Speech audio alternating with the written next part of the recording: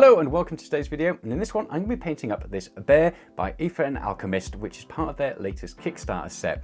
And in it I'm going to be trying to bring out the armour and go for a non-metallic metal look in this magical blue effect and see if I can actually pull it off. Now this has been a really easy and simple paint scheme, and hopefully something that you can take to apply to other types of units, especially if they've got big bulky armor. So think things like Stormcast Eternals or just anything like that. This should work pretty much exactly the same way for those.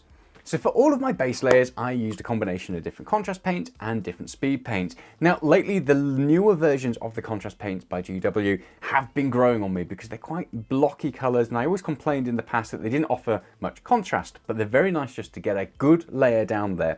And for things like armor, they do a really good job. Now, to start off with all the bear's fur, although as I go through this, I'm not sure if he's a bear or if he's a badger. It looked like a bear at first, but now the more I paint him, I think he might be a badger. So let me know in the comments, is he a bear or is he a badger? I could just ask the creator, but it's more fun to put it out to you guys. So I started off by doing his fur as grim black. In my head, he was going to be like a snow bear. He was going to be like Yuruk Bernstein from his Dark Materials, but I wanted to have his base as quite pale, and his armor was going to be quite pale as well, and I figured if he was white, that wouldn't work. So he's, you know, he's a grim black bear. Grim black bear. So I use grim black all over the fur. And this is just a great color because when you use it over a Zenithal Prime, it really helps to give some of the whites at the top of the fur and everything else and capture some of those nice highlights straight away. Once I'd done the black, it was time to move on to any of the brown areas as well. So for that, I used, again, speed painter, hardened leather, things like the tassels that are coming off of him, the haft of his axe as well. I figured to put that on there. So anywhere they had like straps, for example, that was holding his armor to his body, stuck that on there and it did a nice little job. Next, moving on to the armor is when I grabbed one of the newer contrast paints, and I went with Frostheart for this one.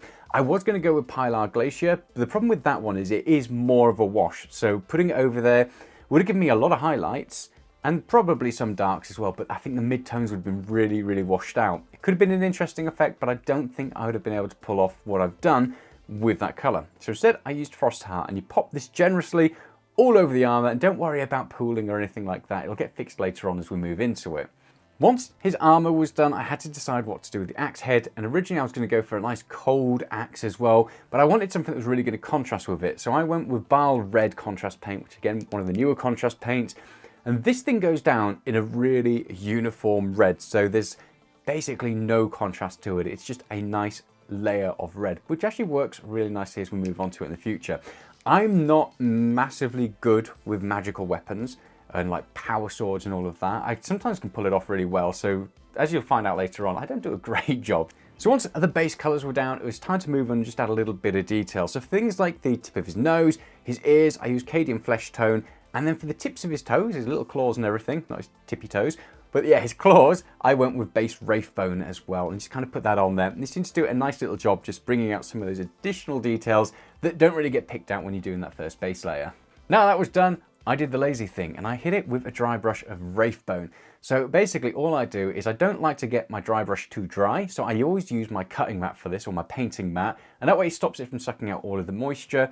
Dab it on here, rub off that excess paint, and then start dry brushing all over. Don't worry about doing too much on it. It's nice to get some really good whites on there, just to really bring out the tips of the armor. It catches all the edges and really gives a nice messy edge highlight at this stage.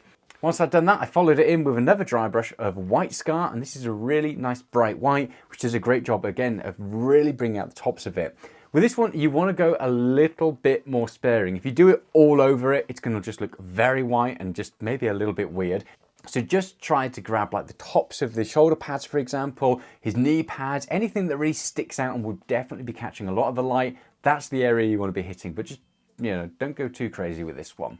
Once that's done, you can leave it there. And I think at this stage, it can be a really good place to leave it. Another technique I've used in the past, which works really nicely, is to go back in there with like a silver dry brush. So like, well, again, the armor, catching it, and it gives it a nice, obviously, metallic shine because you're getting some of those metallic flakes in there. It does a really good job, and it doesn't cover up the paint too much either. So it makes it look like maybe some of the colors worn off, and then you've got the metals coming through. So that's also a good way to go. But in this one, I decided I didn't want to rely on metals because I have so many sharp edges and everything else, I can probably go in there and pick out some detail. So for this, I grabbed my wet palette, I got that White Scar, and I popped it onto my wet palette, and I just went around and I really started to edge highlight everything. So all of the sharp edges of his armor, I popped some of that white on there. Things like the haft of his axe as well, I just got a little bit and I dotted along the side of it. And then his axe blade as well got a lot of white. Don't worry about going too mad with this one. You can go really, really bright and really go to town on this, because we're going to do a next stage which will kind of bring some of those highlights down and blend it in a little bit more. Once that was done, it was on to my Glazy Wash stage, and that's definitely not the term for it.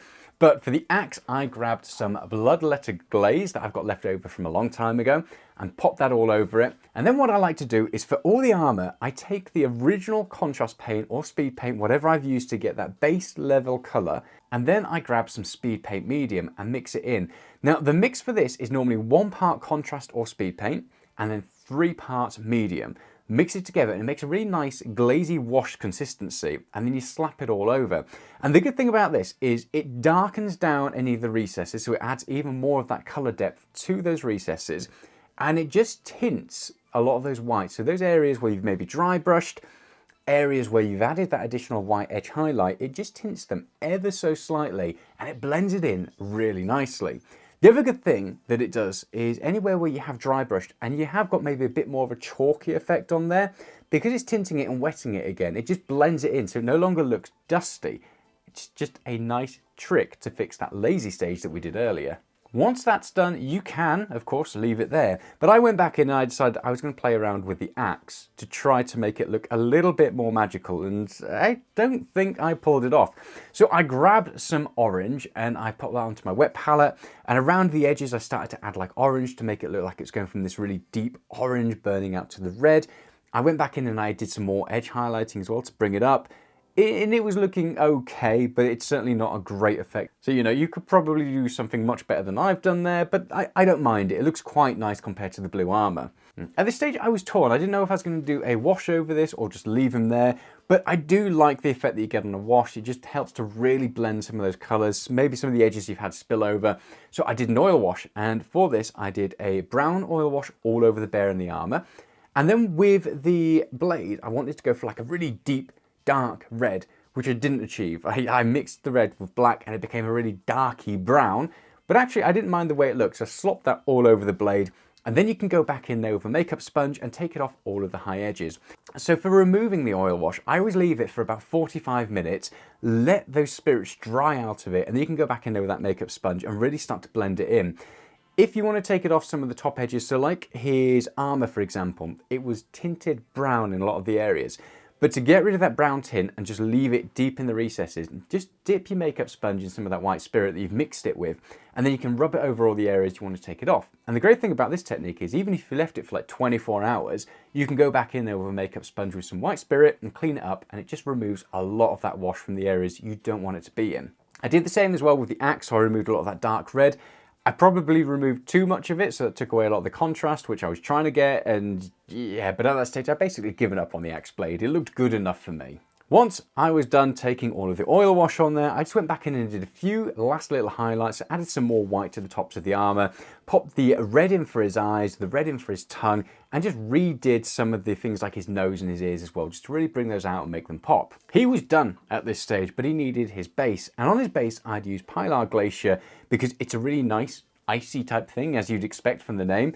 And then I went back in there with my normal snow mix. Now for this, all I do is I grab some of this Army Painter snow stuff, I throw it in there with some PVA and some high gloss varnish as well. Mix it up to a nice consistency and slap it on the base. If it looks too wet when it's on the base, you can sprinkle some more of the snow effect on there, and it just helps it to look a little bit more snowy. And once that was done, I called him done. And I've got to say, I'm happy with him. And like I said, you can transfer this armor painting technique over to something else. And you don't need to go crazy with it either. So I did these Stormcasts a little while ago, and it was basically the same thing as this, and I was able to batch paint up a whole load of them really, really quickly, do the dirty little dry brush, and then glaze back over it with that same base of contrast paint that I'd used before when it was thinned down with the speed paint medium. For all your base units, you could literally just throw the contrast paint or the speed paint on there, dry brush them, and then glaze them ever so slightly. But then for your more heroic units, like your commanders and everything else, you could spend a lot more time like I did with this one and go back in there with a lot more edge highlighting and adding some of those details. It's a great way to batch paint the armor very quickly, but also be able to spend a lot more time making more detail and making them really, really stand out on your more heroic units without making them look just a little bit off or like too different to the rest of them, because you're ultimately using the same technique just with a little bit more time on this. So let me know your thoughts in the comments below. Is that going to help you with your magical armor or your, I guess, more colorful armor in the future?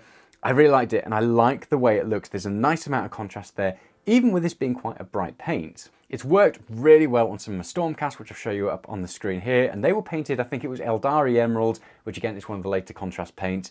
And obviously they match in terms of the styling and everything else. So I really like this technique. It's a really quick, easy, very lazy way of doing that bright, shiny armor. So thanks so much for Aether and Alchemists for sending these over to me to paint up. Had a real good time with them. And let me know in the comments, is he a badger or is he a bear?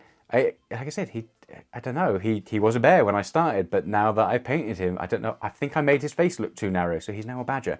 I'm so confused. So thanks for watching. Let me know your thoughts in the comments, and I'll see you in the next one. Bye.